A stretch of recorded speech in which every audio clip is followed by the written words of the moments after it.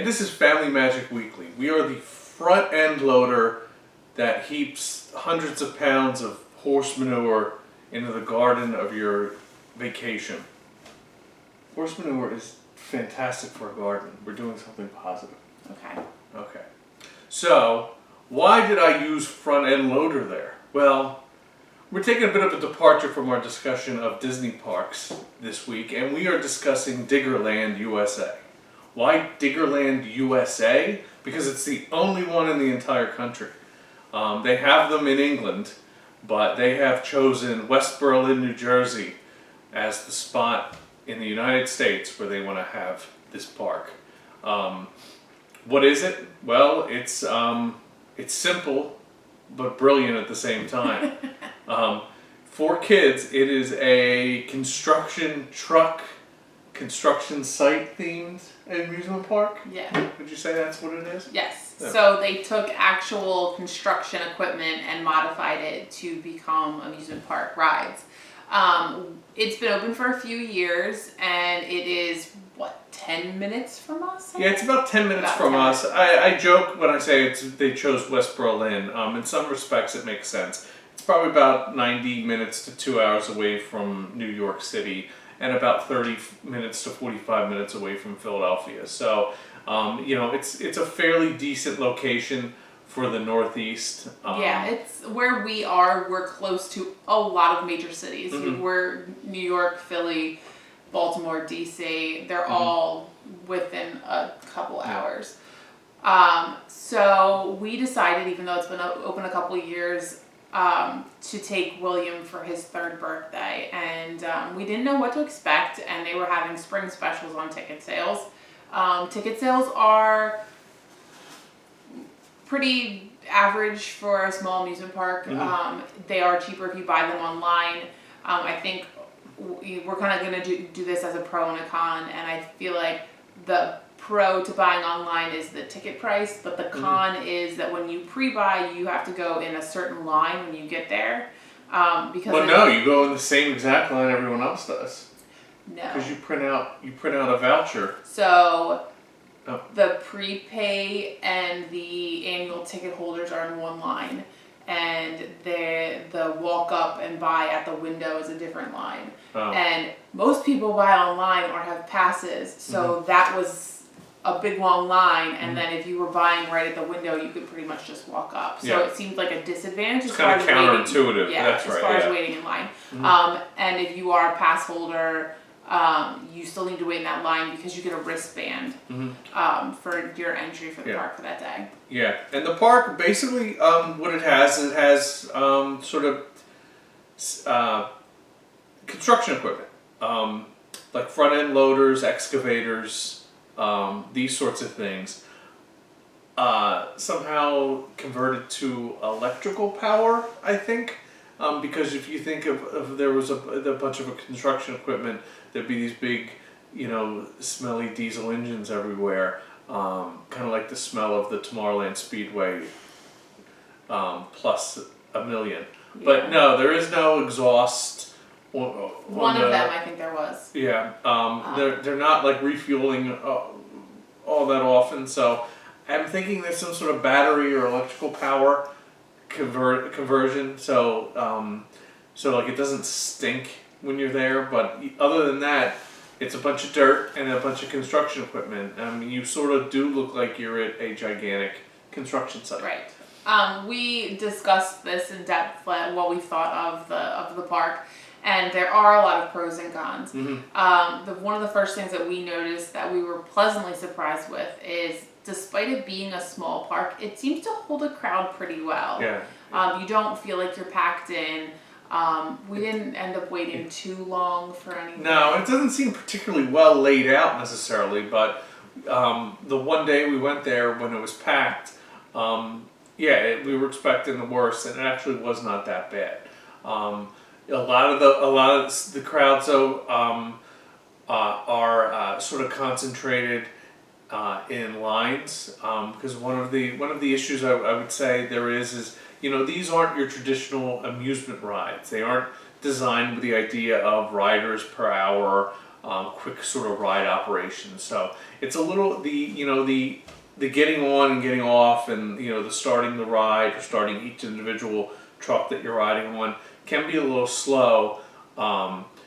And they usually only have some of the rides are pretty limited in how many people can ride. So you find that while a line might not look that long, it might take a good amount of time for it to dwindle down. There are some rides for older kids that look more like the ride capacity that you're accustomed to at an amusement park. But again, when you're going with little kids, anyone under 36 inches really isn't able to ride those rides. The nice thing about what I think I was surprised in a good way was that despite being 3 years old, there was a lot that William could ride.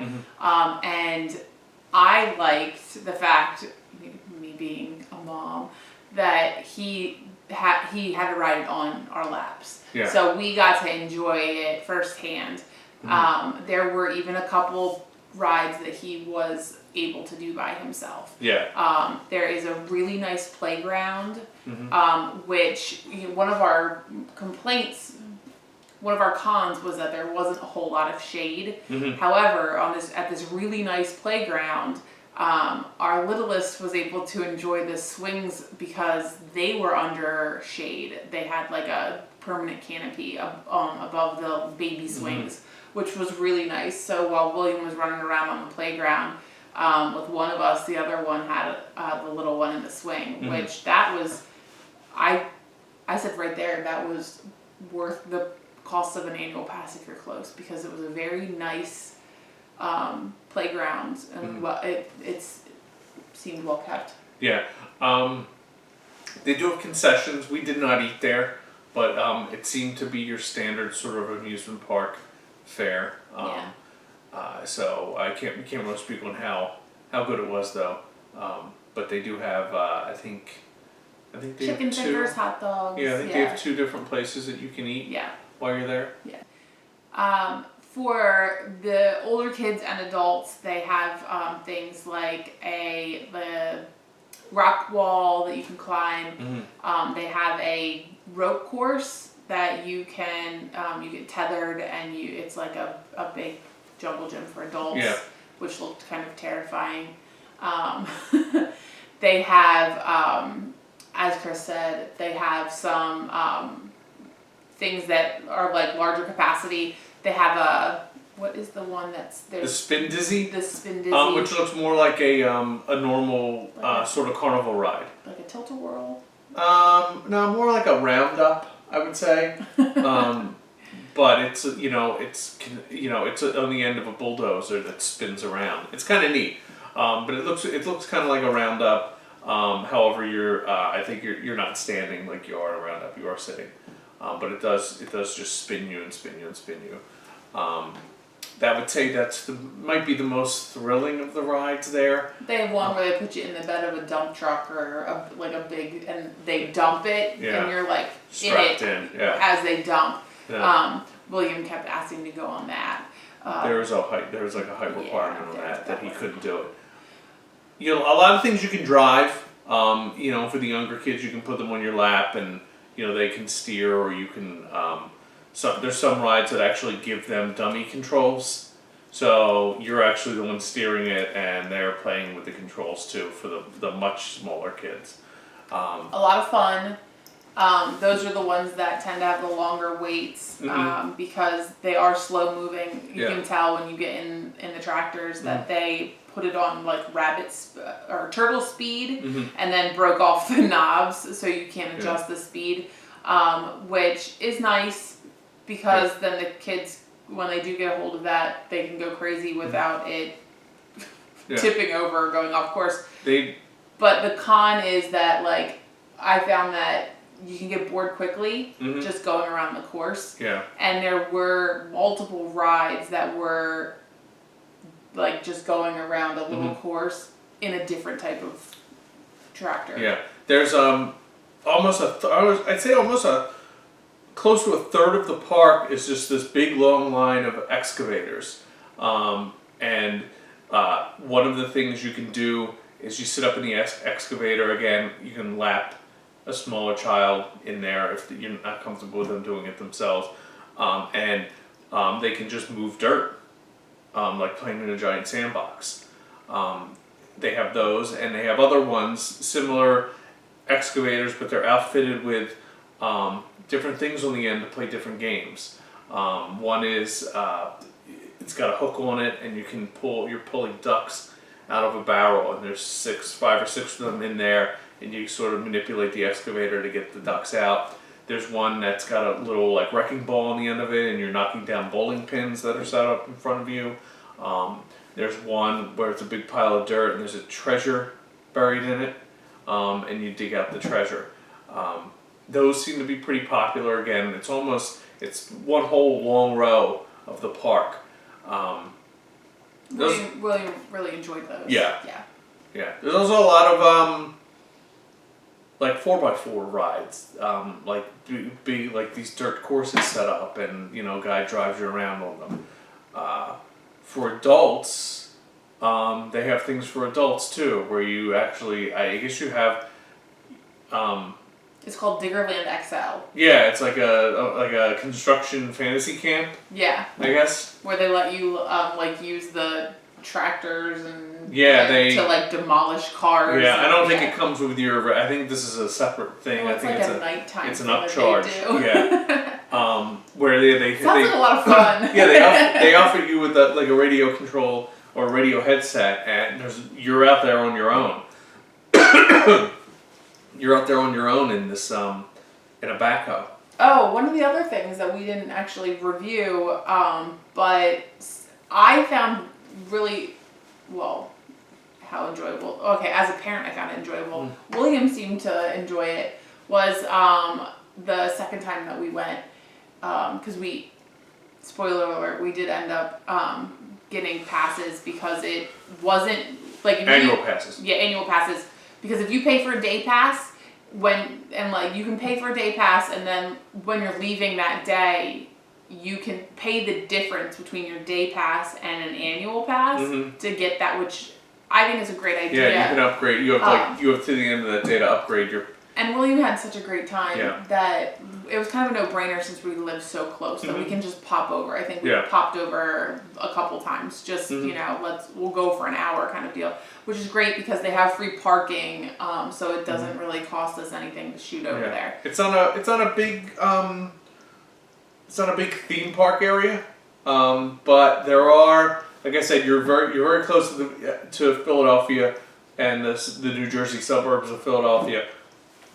There's a lot of options for you to eat in that area. That South Jersey area has a lot. You name a chain restaurant, you're within 15 to 20 minutes of it when you're there, most likely.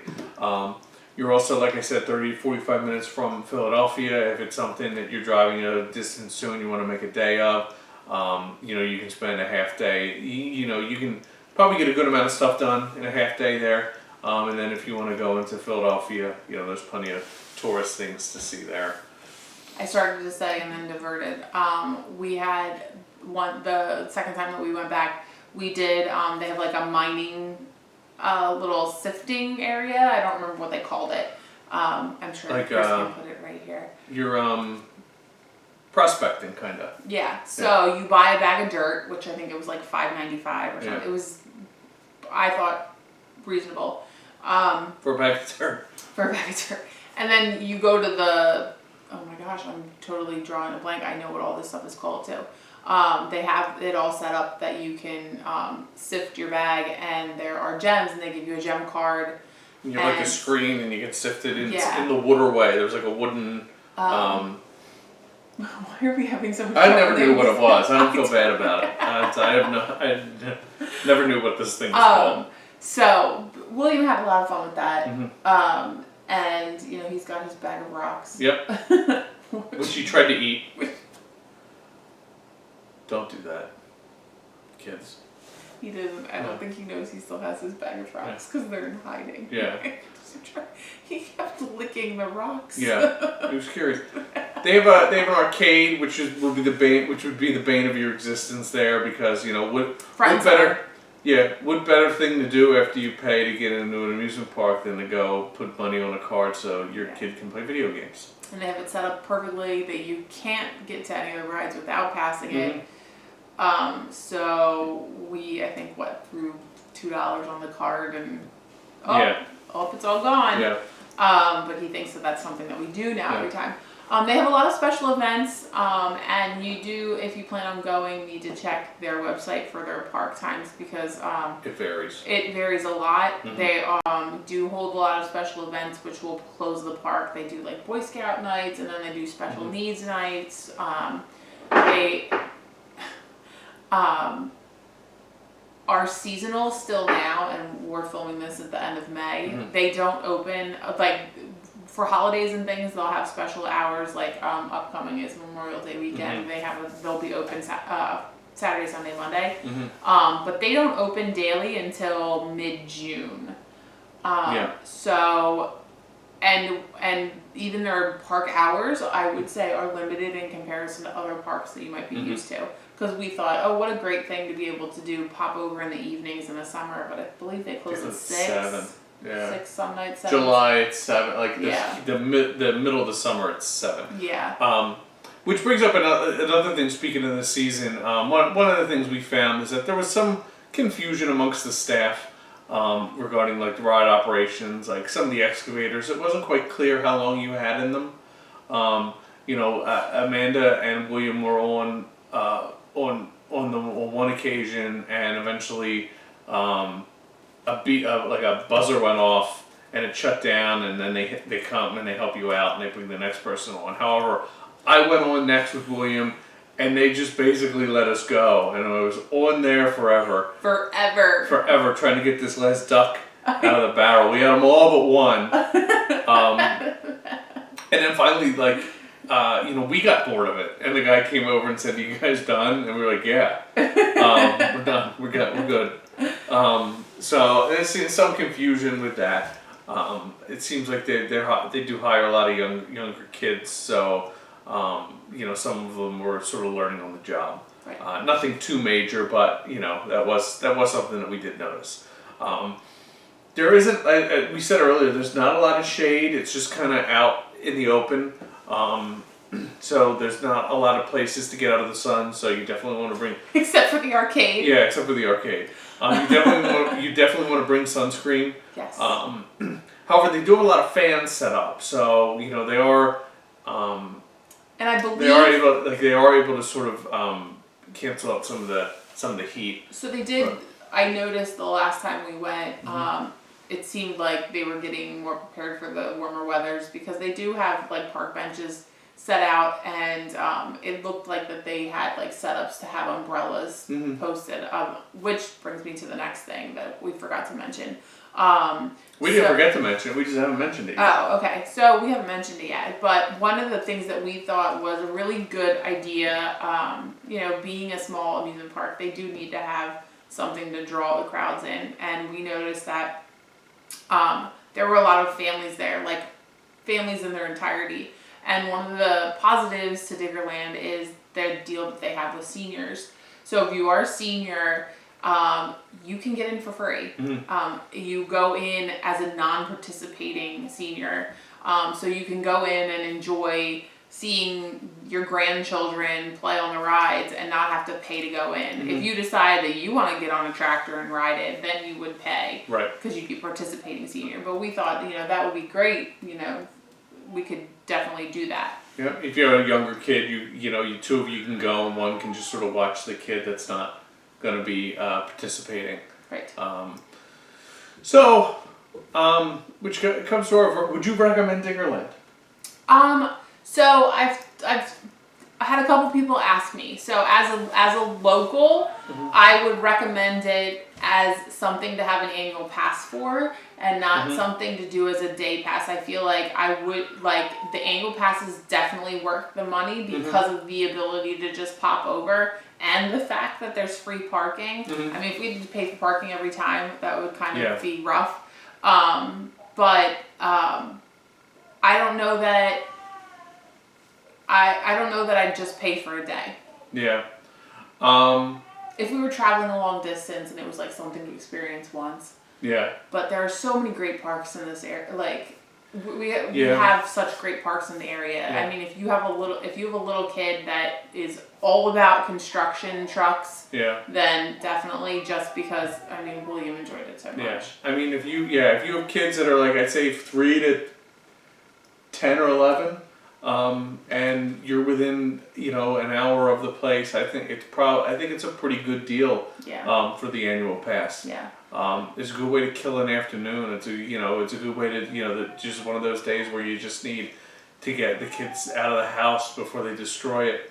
And there are additional. If you have two of those days, it's paid for. Yeah, and there are additional perks to buying the annual pass. You get discount on food, discount on merchandise, and be prepared that to exit the park you have to walk through the gift shop, which is about the same size as the arcade. Yep. It's big. Yeah. Lots of stuff to sell you. And they do have a little kiosk in there too, that sort of highlights the area. It's like a big iPad basically, and if you're looking for lodging or you're looking for a place to eat, they have a little touchscreen sort of interface that'll help you out with that as you walk out the door. Obviously, we're familiar with the area, so we needed to use it, but I thought it was neat. Yeah, we did notice a lot of out-of-state plates. Yes. So, A lot of New Yorkers. a lot of Pennsylvania too. Yeah. So that's our review of Diggerland. If you do check it out, we'd like to hear what you think of it. If you have checked it out and have other opinions, we'd love to hear from you. We are going back to talking about Disney next week. We have a lot of discussion to do about upcoming trips that we have planned. And Wait, did you say trips? yeah, well, no. Upcoming trips we have planned, and where we decided we're going to stay, and we're starting to look at dining too. So we're going to be going back to the dining well and doing some more videos on things like that, and of course attractions.